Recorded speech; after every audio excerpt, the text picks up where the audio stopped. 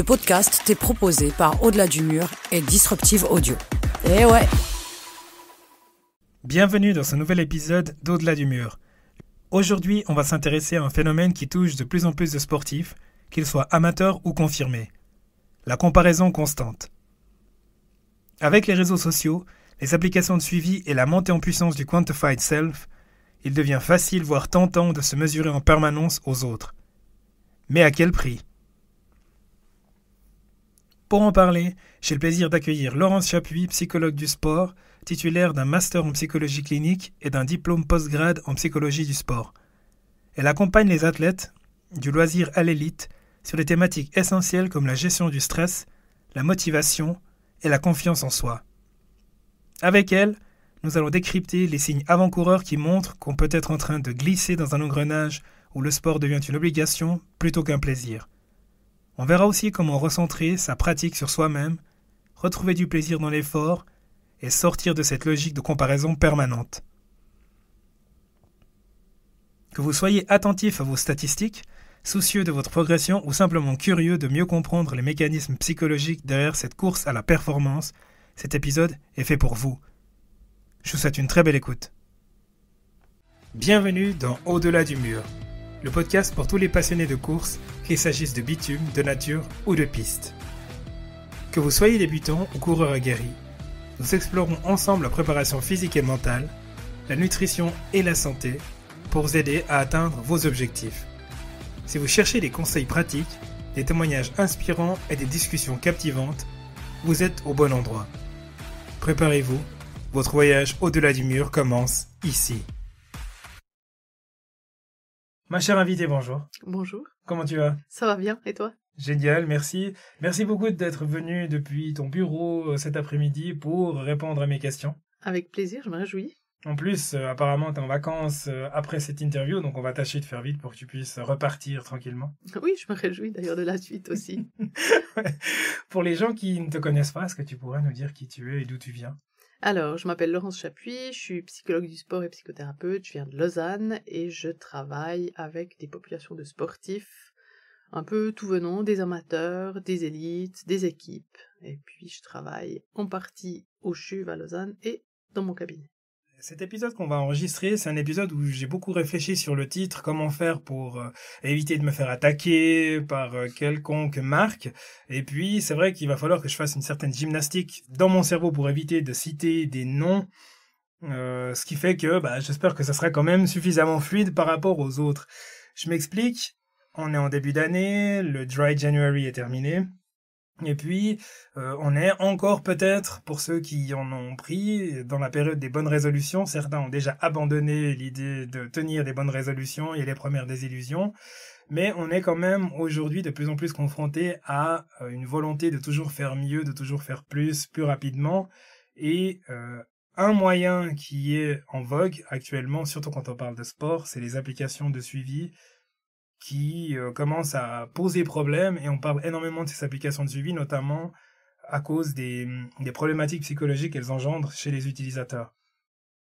Oui, alors ces applications, elles sont chouettes pour monitorer un peu les activités, se rendre compte de ce qu'on fait, avoir un peu de recul, voilà, mais il y a des gens qui effectivement vont se stresser avec ces applications et se dire qu'ils en font peut-être pas assez, comparer avec le voisin, avec la sœur, avec la cousine, avec le chef, enfin n'importe qui, et puis ça peut être un peu angoissant pour certains de se dire qu'ils sont pas tellement dans le mouvement suffisamment, ou qu'ils en font pas assez, ou qu'ils en font trop peut-être. Et donc il y a beaucoup de comparaisons, puis avec les réseaux sociaux d'autant plus, parce qu'il y a ces moments, notamment à la fin de l'année, où il y a le récapitulatif qui est mis pour tous ces followers ou ces amis sur les réseaux sociaux, et ça, c'est des moments qui peuvent être relativement intenses sur le plan psychologique pour les utilisateurs. Et si on prend l'analogie de l'œuf et la poule, c'est quoi qui a créé cette sensation d'être constamment en compétition avec tout le monde et avec soi-même? C'est les réseaux sociaux? C'est les applications de suivi? Alors, je sais pas si j'ai vraiment la réponse, je pense que c'est un tout et que ça dépend beaucoup aujourd'hui aussi de comment est notre société, parce que avec les réseaux sociaux, avec les applications, mais aussi avec l'évolution dans laquelle nous sommes tous, on se compare de plus en plus. Et puis, c'est quelque chose qu'on remarque beaucoup chez les jeunes qui vont beaucoup observer au travers des réseaux sociaux les autres, le fonctionnement de chacun, chacune. Et puis, c'est vrai que ça peut devenir quelque chose qui dérive, en fait. Toi qui as ce recul et cette expérience, est-ce que c'est un phénomène qui a plutôt une tendance à l'augmentation croissante? Est-ce que c'est dramatique ou est-ce que c'est finalement une évolution des mentalités? Je m'explique. Est-ce que c'est un problème qui était déjà existant avant, mais sous une autre forme, parce que la technologie n'était pas là, et maintenant qu'on a les réseaux sociaux, les applications de suivi, eh ben, ça se matérialise à travers ces canaux-là, ou est-ce que c'était déjà quelque chose qui existait, qui était lancinant auparavant? C'est surtout que ça a fortement augmenté parce que ça donne des informations à plein de monde en même temps au travers des réseaux sociaux ou du partage des applis. Avant, si on voulait comparer avec la pratique de quelqu'un d'autre, on discutait avec cette personne, puis du coup on échangeait entre 2 personnes ou un petit groupe, mais c'était pas 100 personnes à la fois qui vont observer, qui vont faire peut-être un commentaire, qui vont mettre un petit pouce ou quelque chose. Donc c'est aussi que ça a fortement augmenté parce qu'il y a plus de monde qui est concerné et qui partage. Quelle est la part, d'après toi, quand on utilise ces applications-là, je sais pas, vouloir montrer qu'on participe à quelque chose, et puis celle de la culpabilisation, et puis celle de la réelle envie de contribuer à quelque chose de plus grand? Alors je sais pas si j'arrive vraiment à répondre exactement à la question, mais il y a un peu des deux, c'est-à-dire le plaisir de partager avec d'autres, ça faut quand même pas l'oublier, c'est quand même chouette de pouvoir se dire, ah tiens, je fais aussi telle activité comme quelqu'un d'autre que je connais. C'est aussi de pouvoir voir certains parcours et se dire, ah tiens, je peux découvrir un nouvel endroit pour aller faire mon sport. Mais après, c'est aussi le stress que ça engendre de se dire, tel et tel a fait beaucoup, moi j'ai pas fait grand-chose. Donc il y a un peu, je pense qu'il y a du positif, il y a du négatif, il y a un peu de tout qui émerge avec le partage de ces applications ou de ce qu'on fait sur les réseaux sociaux. Toi, tu es une experte, tu as l'habitude de travailler aussi bien avec des élites, avec des jeunes, avec des employés, donc des travailleurs. C'est quoi la part de ta patientèle si je prends les élites, les adultes et les jeunes, par exemple? Bon, alors j'ai beaucoup de jeunes parce que je travaille d'une part dans un service au CHUV qui reçoit des adolescents, donc là j'ai beaucoup de jeunes, et puis c'est pas forcément, on va pas beaucoup parler des applis et tout ça, beaucoup des réseaux sociaux oui, mais par rapport aussi à d'autres problématiques. Puis après chez les élites, c'est clair que la partie des élites que je reçois, le monitoring il est utilisé de manière professionnelle et c'est pas du tout la même chose, si c'est le partage avec le coach pour recevoir un feedback, pour analyser la performance, pour analyser la fatigue, etc. Donc il y a une autre utilisation qui est beaucoup plus cadrée et qui est utile pour progresser. Puis après, dans la part des amateurs qui partagent, il y a autant des jeunes que des moins jeunes, tout le monde a envie de partager. Enfin, tout le monde. Non, il y a des gens qui le font pas, qui n'ont pas envie de le faire, mais disons que c'est pas une question d'âge, en fait. Et si on prend, alors on enlève les jeunes qui viennent te voir justement plutôt pour la partie réseaux sociaux, on enlève les élites pour qui c'est le nouveau dada, clairement. On contrôle ce qu'on mesure, la sensation, elle n'a plus vraiment beaucoup de place. Par contre, là où il y a un réel danger, c'est les personnes comme moi, les coureurs, les coureuses du dimanche qui se retrouvent confrontés à ce genre d'application-là. Et comme tu le disais justement avant, c'est facile de se rendre compte que le voisin, il est allé faire une sortie longue le dimanche alors que nous, on est resté en pyjama. Alors que on s'est entraîné la veille, mais juste le fait de voir que quelqu'un qu'on connaît est allé faire une sortie, déjà là, il y a des chances que ça déclenche un début de cercle vicieux qui est indésirable. Alors ça dépend qui on est, comment on fonctionne. Je pense que il faut de loin pas mettre tout le monde dans le même bateau. C'est clair que c'est pas cadré chez ces gens-là, puis que ça dépend comment chacun vit et réagit. C'est ça qui est intéressant, c'est que certains, ils vont voir ça, vont voir que le voisin allait faire une sortie longue, puis qu'eux, ils sont en pyjama dans le canapé, et que ça leur pose aucun problème, parce qu'ils savent très bien ce qu'ils ont fait, pourquoi ils l'ont fait, quand ils l'ont fait. Puis il y en a d'autres qui peut-être, effectivement, ont une problématique, on va dire, personnelle qui fait que, en fait, ils se sentent mal à l'aise parce que eux sont en pyjama dans le canapé et que le voisin est parti faire sa sortie. Donc ça dépend plus de l'aspect psychologique, de qui on est, de comment on a évolué, plus que, tout le monde va pas se retrouver dans cette même situation.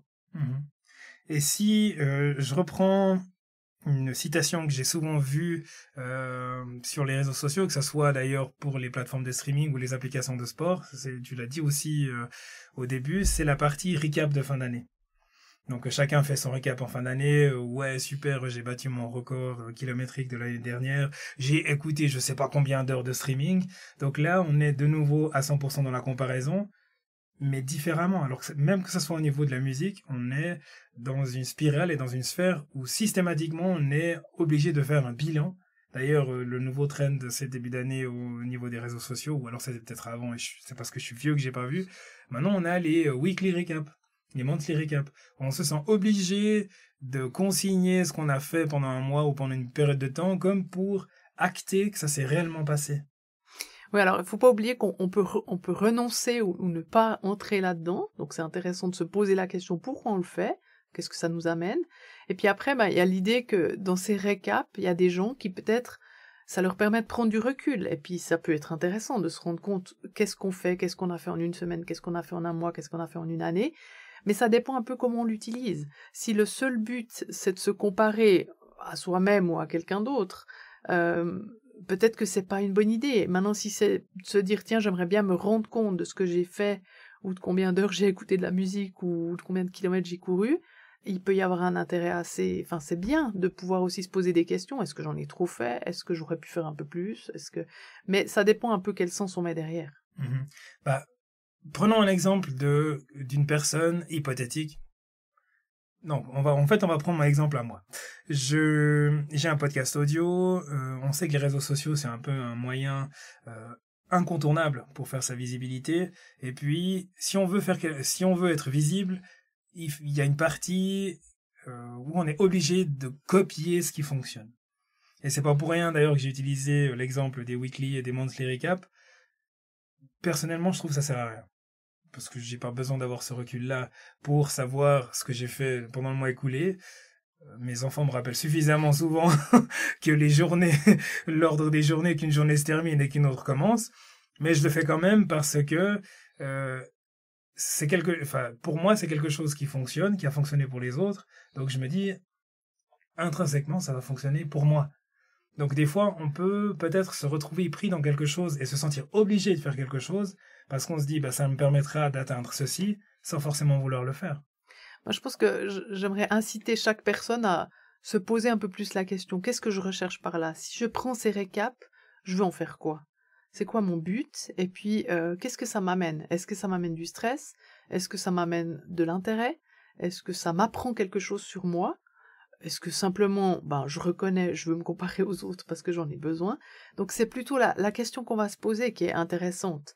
Pas juste de le faire parce que tout le monde le fait, ou parce que c'est nouveau, ou parce que on pense qu'on peut pas se soustraire à cette chose-là. Puis avant, tu as parlé de sensations. On doit retourner aussi à, ok, je suis fatiguée, je sens que je suis fatiguée, je pensais aller faire un jogging, mais est-ce que ce serait pas plus juste pour moi de ne pas le faire aujourd'hui? Et puis rien à faire de la récap, et rien à faire du voisin qui lui y va. Sinon on doit pas y aller parce qu'on est fatigué. C'est ça qu'il faut écouter. Ça, c'est une prise de position très très cartésienne, très carrée pour quelqu'un qui prend suffisamment du recul. Mais je m'imagine quand même qu'il y a un certain nombre de personnes qui souffrent de ce genre de situation-là. Ce n'est même plus une nécessité. Elles se sentent pas investies, mais elles se sentent obligées de le faire parce qu'il faut le faire. Et ça, c'est une dérive. Mais comment est-ce qu'on se rend compte qu'on est peut-être en train de déraper sans vouloir parler de contrôle, mais comment est-ce qu'on se rend compte justement que le sens premier qu'on avait quand on a commencé à faire ce genre de choses, il est perdu et puis on se retrouve pris dans un engrenage qu'on ne contrôle pas?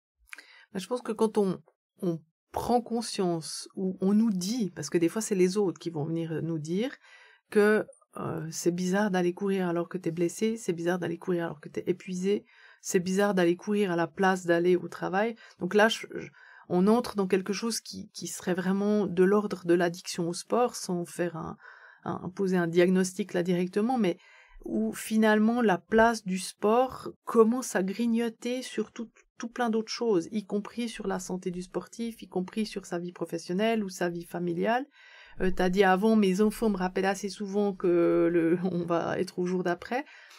Quand on en est à ne plus pouvoir écouter différents signaux comme ça de la vie de tous les jours, c'est peut-être quand même qu'il y a quelque chose qui joue pas. Le sport, on parle pas du sport professionnel où c'est différemment agendé, mais le sport de monsieur, madame, tout le monde, ça doit rester un plaisir, un loisir, une possibilité d'aller prendre l'air, une possibilité de penser à autre chose, mais pas quelque chose qui va prendre la place de toutes les autres choses de la vie qui sont importantes.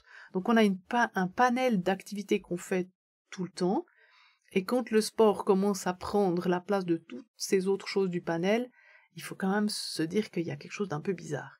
Et puis, si on n'arrive pas à en faire plus que juste se dire c'est bizarre, mais je fais quand même toujours ça, je pense qu'il serait bon d'approcher un professionnel pour poser des questions et dire mais qu'est-ce qu'on pourrait bien en faire? Je me rends compte qu'il y a un souci, mais je ne sais pas du tout comment sortir de ça. Tu as parlé des signes avant-coureurs, effectivement, qui peuvent être perceptibles par soi-même ou les personnes externes. Après, encore faut-il l'admettre et se faire aider. Mais au niveau je dirais des typologies, alors je te demande pas de me citer des noms, mais au niveau des typologies, justement, pour les personnes qui ont besoin de ton soutien, c'est quoi comme traitement ou comme symptôme c'est quoi le symptôme des personnes que tu reçois le plus souvent? Alors, ça dépend un peu, parce qu'il y a plusieurs types de demandes, mais une grande partie des sportifs que je reçois, c'est quand même qu'il y a énormément de stress ou de pression dans le monde sportif. Amateur peut-être un peu moins, mais quoique, il y a pas mal de pressions qui peuvent être mises par la personne elle-même, d'ailleurs, sur sa pratique. Donc ça peut être un motif de consultation. Je travaille beaucoup avec des jeunes, donc des jeunes qui se retrouvent à faire beaucoup de sport et par ailleurs à faire des études ou l'école à côté.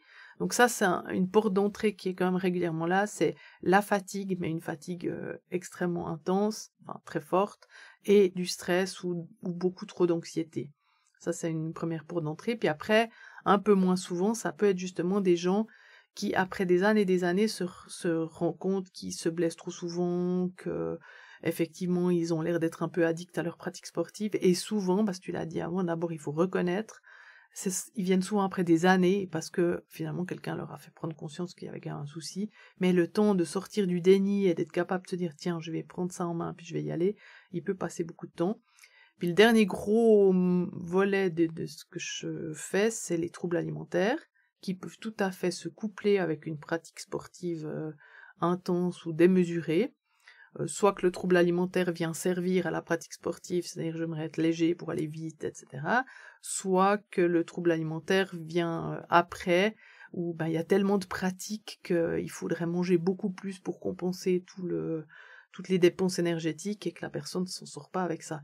Après, on peut être vraiment dans un trouble du comportement alimentaire où toute la tête est préoccupée par ça, ou alors on peut être dans un déficit où on n'a plus assez d'énergie, mais que c'est pas un trouble alimentaire, c'est juste qu'il faut prendre conscience puis manger suffisamment. Donc il y a plein de choses comme ça, autour de ça, du stress, de l'anxiété, des troubles autour de l'alimentation, de la fatigue ou de l'addiction au sport qui peuvent m'occuper.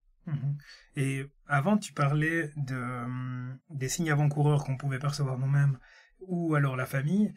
Bien évidemment, ce genre de comportement-là a un immense impact aussi au niveau de la famille. Donc, l'entourage, alors en toile de fond, ce qui se dessine aussi, c'est peut-être souvent justement des problèmes de famille, des problèmes au niveau du travail.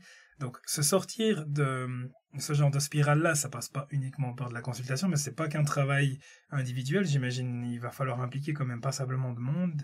Et puis, il y a un certain nombre de choses quand même qui doivent changer chez les gens. Je côtoie passablement de monde qui court à haute dose et qui court régulièrement blessé. Donc j'imagine que c'est des personnes qui sont effectivement encore dans le déni, parce qu'à peine elles sont guéries, ou alors à peine elles ont l'impression que l'inflammation a diminué, elles reprennent le sport et puis elles se font à nouveau mal. C'est quand même extrêmement compliqué de se sortir de cet engrenage-là. Donc au-delà de l'acceptation, qu'est-ce qu'on pourrait encore proposer à ces personnes-là pour qu'elles prennent réellement soin d'elles ou qu'elles se disent, bon, je vais faire un test, quitte à se dire, ça marchera pas, mais je vais faire un essai et puis changer drastiquement la perception ou la manière de voir les choses. Alors c'est presque un peu magique, hein, comme tu le présentes. Le gros du travail, c'est quand même un travail sur soi. Après, évidemment qu'on peut impliquer d'autres personnes dans le sens, si on dit, ok, maintenant l'idée c'est de diversifier les activités, on peut essayer de se dire, de quelle façon votre épouse ou votre mari ou vos enfants ou des amis peuvent vous proposer des fois des activités, puis que vous puissiez vous dire, ah ben tiens, oui, ce serait intéressant, ça va dans ce que je suis en train d'essayer de bosser. Mais la responsabilité, elle va être avant tout sur l'individu lui-même qui est pris dans son addiction, par exemple. On peut pas mandater les autres de vous faire sortir de là. Par contre, oui, ça peut aider que d'autres personnes se disent, ah ben j'ai compris un peu ce qui se passe, puis je vais essayer de l'aider d'une façon ou d'une autre. Je cours 4 fois par semaine et je fais de la musculation 1 fois par semaine. Donc ça fait 5 jours sur 7 d'entraînement. Est-ce que je suis déjà quelqu'un qui est potentiellement à risque? Parce qu'en plus, j'ai vu dans les journaux ces derniers temps, il y a le terme bigorexie qui apparaît de plus en plus. Est-ce que je suis quelqu'un atteint de bigorexie? Je ne sais pas si ça se dit ou pas, déjà. Alors, oui, ça se dit, la bigorexie, c'est effectivement le fait... Alors, c'est plutôt l'axe musculation. On parle plutôt d'addiction quand on... C'est un petit peu compliqué de différencier les deux, mais enfin, c'est juste de dire bigorexie aussi. Alors, est-ce que tu es atteint? Heureusement, on peut pas comme ça poser le diagnostic sur des gens sur la base de je cours 4 fois et je fais 1 fois de la musculation. C'est une histoire de priorisation. Tu peux tout à fait faire 4 jours de course à pied, 1 jour de muscu et t'es pas du tout atteint de bigorexie. Par contre, si un jour, sur ton jour de course à pied, moi je te dis, écoute, est-ce qu'on n'irait pas au musée, il y a une super exposition, et que tu refuses catégoriquement de venir avec moi parce que tu aimerais absolument faire ta 4e séance de course à pied, là, je peux commencer à me poser des questions. Comment se fait-il que tu peux pas sortir du tout dans cette espèce d'hyper-contrôle de faire 4 séances, 1 séance de muscu et tout, et alors que quelque chose d'autre de chouette pourrait se passer? Donc l'idée, on peut dire que le musée c'est chouette, on pourrait trouver autre chose aussi si le musée est pas passionnant pour les gens. L'idée, c'est pas du tout le nombre d'heures ou le nombre de jours pratiqués, sinon on considérerait que les sportifs d'élite sont clairement addicts ou bigorexiques, ce qui n'est pas le cas. C'est comment tu priorises les choses. Et puis dans ta tête, est-ce que quand tu dois enlever ta séance de course à pied pour faire autre chose de chouette, est-ce que tu es préoccupé? Tu te dis, non mais j'aurais été mieux en courant plutôt que de regarder ces peintures ou je ne sais pas quoi d'autre. Et donc c'est ça, c'est comment la personne, elle est capable de sortir de ce qu'elle fait d'habitude pour faire autre chose, ou pas justement. Et c'est une histoire de contrôle, d'hyper-contrôle, d'être angoissé à l'idée qu'on n'aura pas été courir. Et puis c'est la même chose avec l'histoire de la blessure. Quand on est blessé, on ne devrait pas aller faire du sport, en tout cas pas n'importe quoi. On peut faire des exercices, on peut faire de la physio, même un peu sportive, mais on ne doit pas aller courir sur une blessure. Pourquoi les gens y vont? Parce que ils ont décidé que toutes les semaines il faut courir, et du coup, tant pis pour la blessure, quoi. Je cours quand même, et évidemment, c'est pas du tout la bonne attitude, parce que la blessure, elle va augmenter, ou elle risque fortement d'augmenter. Donc c'est pas une histoire d'heure, c'est une histoire de comment tu investis et comment tu peux ne pas investir ce temps-là dans la course à pied, mais dans autre chose. Alors, on va à nouveau prendre l'exemple de quelqu'un d'hypothétique. Moi, ça résonnait bien ce que tu disais, pour prendre l'exemple que t'as cité, alors j'aurais pas mis musée, j'aurais peut-être mis cinéma par exemple. Très bien. Mais j'ai une vie, alors peu importe la perception des gens qui se disent non, pas du tout, il fait rien, ou alors oui, il a vraiment clairement trop de choses à faire, mais j'ai un emploi du temps qui est quand même très chargé, disons. Aussi parce que je l'ai choisi. J'ai un travail, j'ai une vie de famille, je suis conseiller communal, donc je fais de la politique, et j'enregistre des épisodes de podcast. Donc, et tu cours. Et je cours, voilà. Et je fais du sport. Et tout ça, j'ai envie de le faire bien. J'ai appris d'ailleurs avec le temps que c'était pas possible de tout faire bien. Je préfère me dire que je fais tout du mieux que je peux. En sachant que c'est quand même moi qui ai choisi de faire ces choses-là. Et puis, pour pouvoir me mettre en tout cas en condition pour être le mieux possible dans chacune des choses que je vais faire, j'ai segmenté mon temps à disposition, y compris celui de l'entraînement. Donc sans forcément faire une crise de nerfs et puis à vouloir taper par terre dans les coussins, etc. Si on me propose le cinéma en dehors d'un entraînement, moi honnêtement ça m'embête. Parce que je me suis fixé des objectifs en termes de santé, en termes de course à pied, etc. Donc oui, c'est qu'un entraînement. Je prends suffisamment de recul en me disant c'est qu'un entraînement. En plus, j'ai rien à gagner là-dedans. Mais ça m'embête quand même. Donc est-ce que je suis déjà dans une zone à risque ou est-ce que finalement c'est le comportement humain de la personne dans le 21e siècle qui se dit j'ai envie de tout faire? Alors, il y a plusieurs choses. Je pense que aujourd'hui, on est un peu dans une société qui veut faire beaucoup de choses et qui a la possibilité de faire beaucoup de choses aussi. Donc, l'univers des possibles est très, très grand. Et à toi aussi maintenant, des fois, de te dire, je prends un peu de recul, je regarde, est-ce que j'exagère, est-ce que je fais trop, ou est-ce que c'est toujours OK pour moi, puis ça va très bien. Et les gens qui sont autour de moi, notamment ta famille, ne souffrent pas de tes absences répétées si elles sont répétées. Puis après, la deuxième chose, c'est que non, tu es pas biogorexique parce que tu veux garder ta séance de course à pied, ça veut dire que tu as des priorités aussi dans ta vie. Mais ce qui serait embêtant, c'est que tu commences à te dire, OK, j'irai jamais au cinéma parce que la course à pied va toujours devoir être mise en priorité.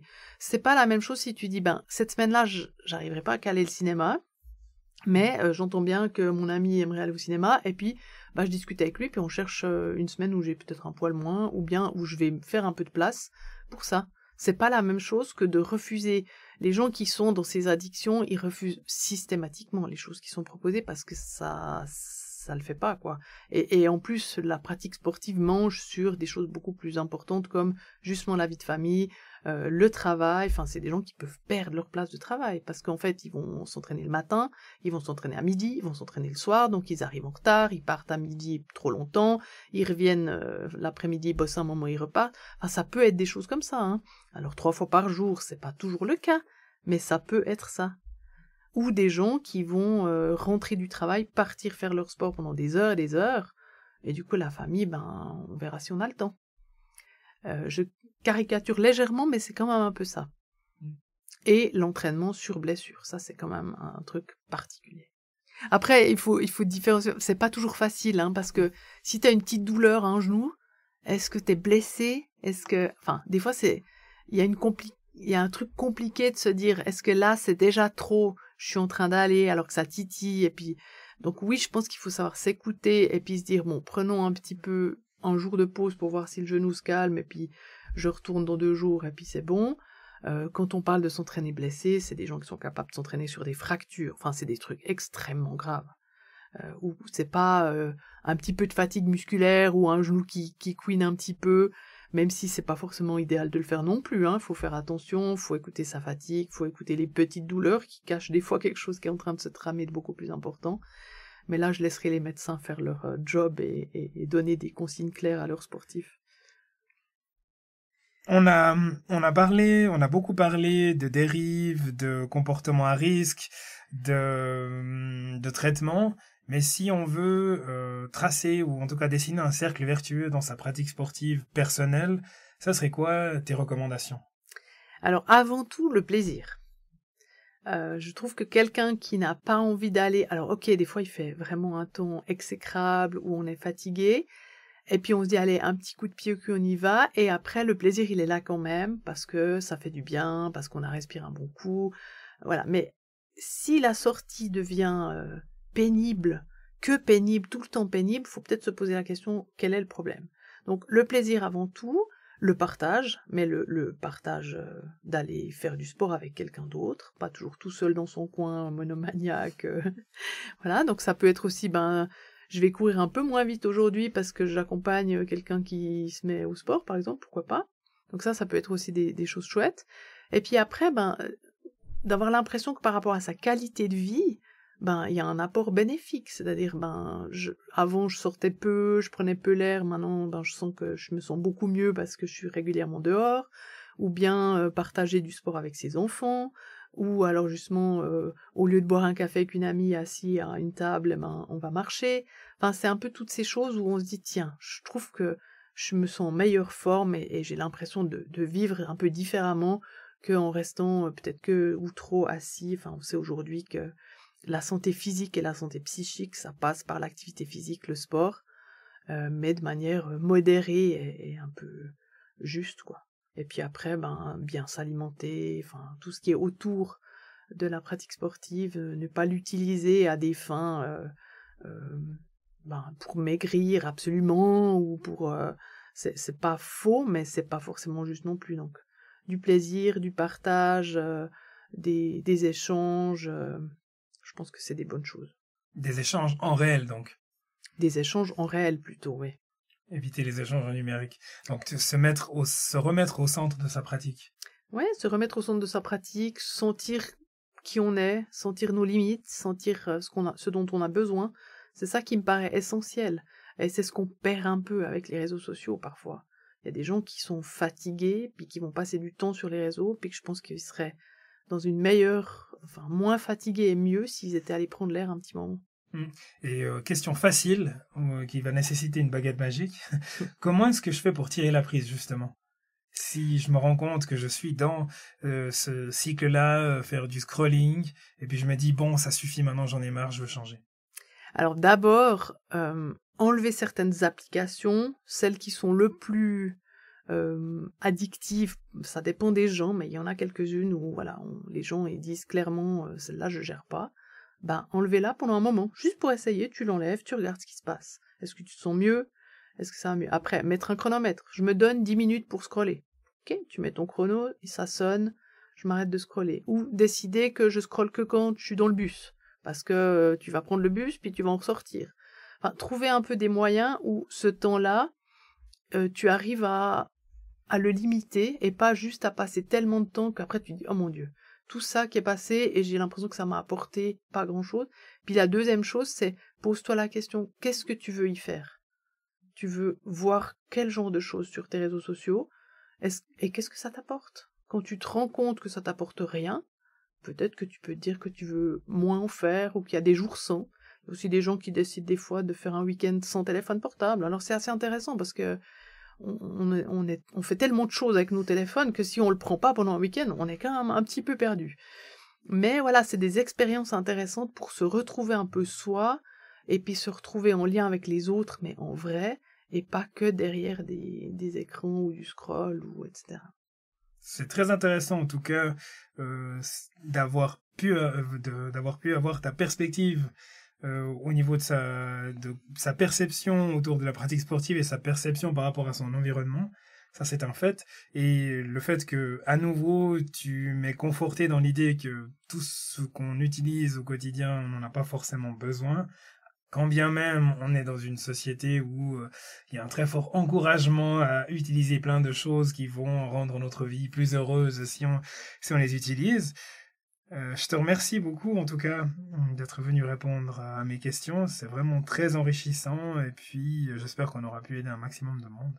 Avec plaisir, et puis c'était très chouette parce qu'on était dans le partage en live, on s'est vu, on a discuté, et puis j'en sais un peu plus sur ta pratique sportive, même si j'ai entendu que c'était des exemples assez fictifs, mais c'est intéressant et je t'encourage à te questionner aussi sur tout ça dans le futur. Merci beaucoup, Laurence. Merci. À bientôt. À bientôt. Merci d'avoir écouté cet épisode d'Au-delà du mur. Si le sujet vous a inspiré ou intrigué, n'oubliez pas de vous abonner pour ne rien manquer des prochains épisodes. Rejoignez notre communauté sur les réseaux sociaux et partagez vos réflexions avec nous. Je serai ravi d'entendre ce que vous avez pensé de cet épisode. Et si vous avez aimé, pensez à laisser un avis 5 étoiles sur votre plateforme d'écoute préférée. Ça m'aide énormément à faire grandir la communauté d'Au-delà du mur. À très bientôt pour une nouvelle exploration de l'autre côté du mur. Jusque-là, continuez à questionner, à explorer et à repousser vos limites.